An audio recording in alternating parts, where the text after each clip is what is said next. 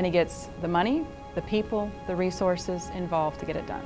And there's no stopping him. He will not stop until it's perfected. And that's how he is in philanthropy, in business, and in his personal life. And I think that's why he's ultra successful. He's saving lives. He's saving lives. He's saving families. And that really can't be quantified on I don't know how to express my gratitude to him for the lives that have been touched because of his generosity. He's always thinking of ideas. He's always thinking of ways to do new things and to test this and to try this and to try that. And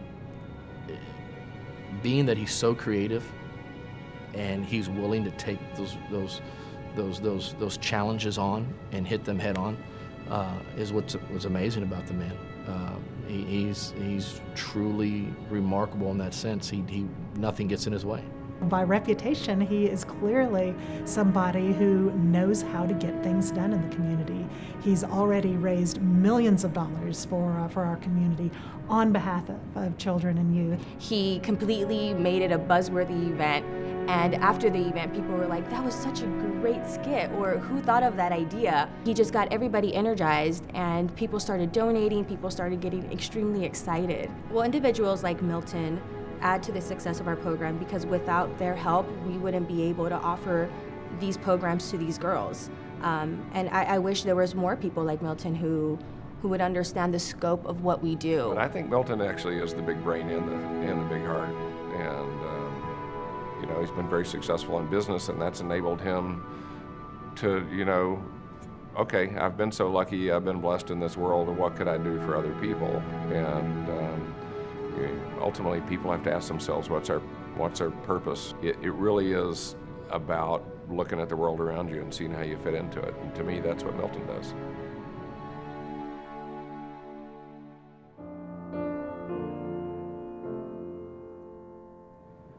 We obviously had a shared passion for the children and the children's hospital, and it was just a natural. We started volunteering together, and we thought together we could do more.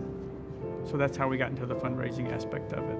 The thing that struck me the most about Milton, and the first time I met him was at the Children's Blood and Cancer Center when he had decided to underwrite the fundraising effort, was when he saw the children and he saw the way they were being administered treatment. And he started getting a picture of what the families were going through and the children were going through.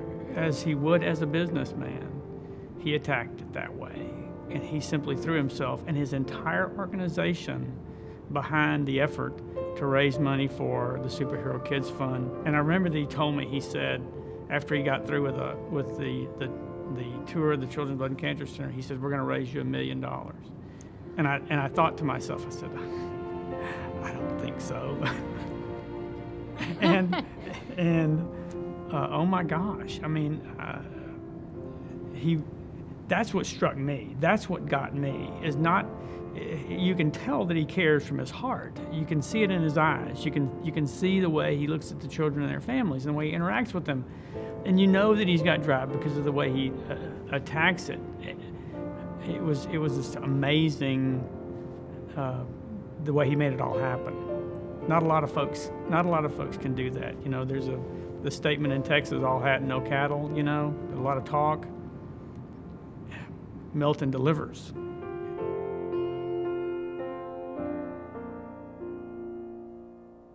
When I first met Milton, just so nice, and he seems to be just a very generous, kind of quietly generous, I think, which I think is pretty special these days, you know. I think it kind of blossomed from an idea to, you know, have a cocktail party or a small fundraising event to raise money for Make-A-Wish. And I think the more that Milton learned about what we do, the more involved he wanted to become.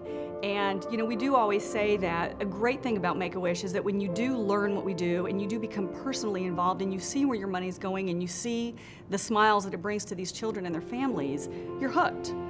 So I think the more he learned, the more he wanted to get involved, and they came up with this great idea, brought it to the table, called 60 Days, 60 Wishes. And we were all, I think even the first time that topic came up, we were all a little speechless because we thought, oh my gosh, 60 days and 60 wishes. Well, the average cost of our wishes is about $5,000. So 60 wishes in 60 days is a pretty big deal.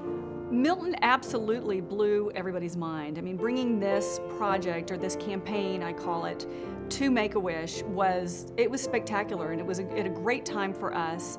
But when we first started talking about the 60 Days, 60 Wishes campaign, and when it was actually first brought to the table, I think it was kind of one of those, too good to be true. So you kind of sit back and think, this just can't be. I mean, first of all, that's a lot of money, and it's not very much time to grant that many wishes. So I think we were all a little, I don't want to say hesitant, but maybe, like I said, a little too good to be true. But it happened, and it happened fast, and it was the best experience. I have to say it was the best experience of my life, and I know I can speak for a lot of our staff members as well, that it just was fantastic.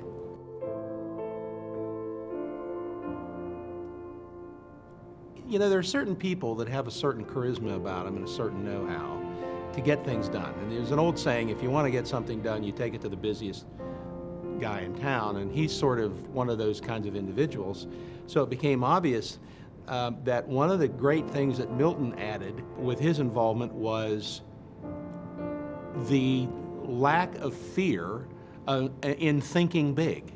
The auction event was, without any doubt, the most high energy special fundraising event that I had ever attended. And I've been, I'm ashamed to say, I've been doing this for 35 years. I was amazed. I mean, I sat there and people were bidding, and I thought, well, it couldn't possibly go any higher than that. And then somebody would bid $50,000 or $60,000, and I just sat there and just took it all in.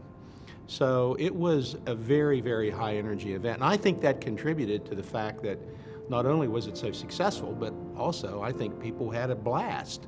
And looking back on it, and in the process of planning the event, we realized we never could have hosted an event and put on an event like Cow Parade ended up being.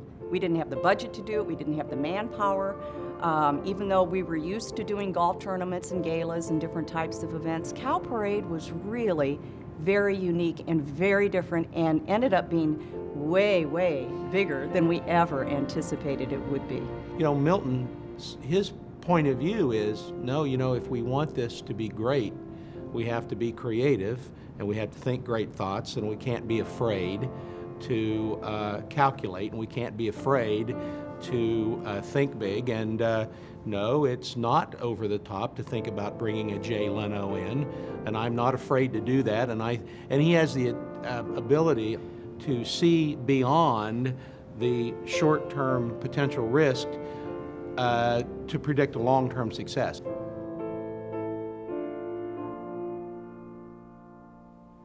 Yeah, I think my story is a little different from others you're probably going to hear today, in that I work for Milton.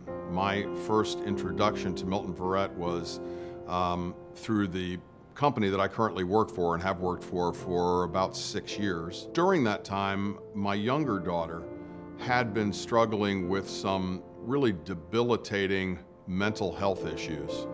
Her problems were primarily manifesting themselves in debilitating panic attacks. So bad that she was taking an ambulance ride just about every day. It was terrifying. If you've ever seen anybody have a seizure, it's a terrible, terrible experience.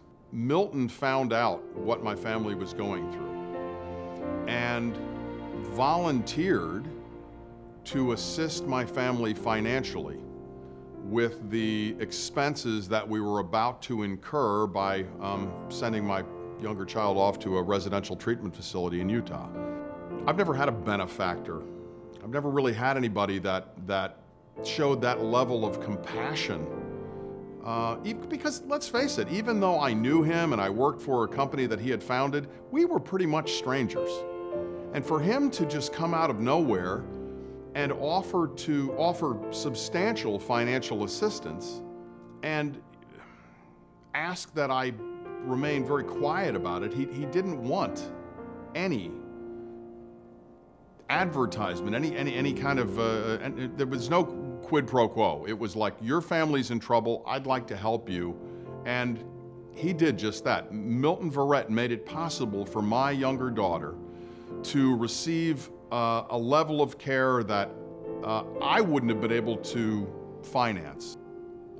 None of this would have been possible were it not for the beyond generous, heartfelt, not only financial, but emotional support that Milton Verret provided my family. And for that, we're forever in debt, and just, we love the guy.